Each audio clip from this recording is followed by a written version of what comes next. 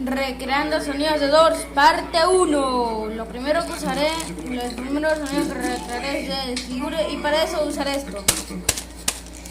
Y bueno, para el segundo sonido de la caminata voy a usar el peine. Y bueno, ahí vamos. Y mi voz para el gruñido.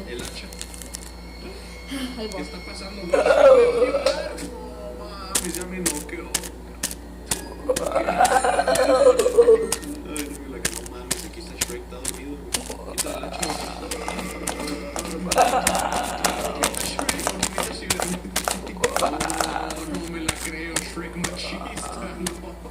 ¿Qué pasa si le apuesto con mi linterna Shrek? No se despierta,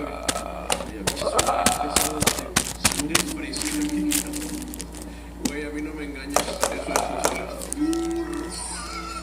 Eso es Like para parte 2.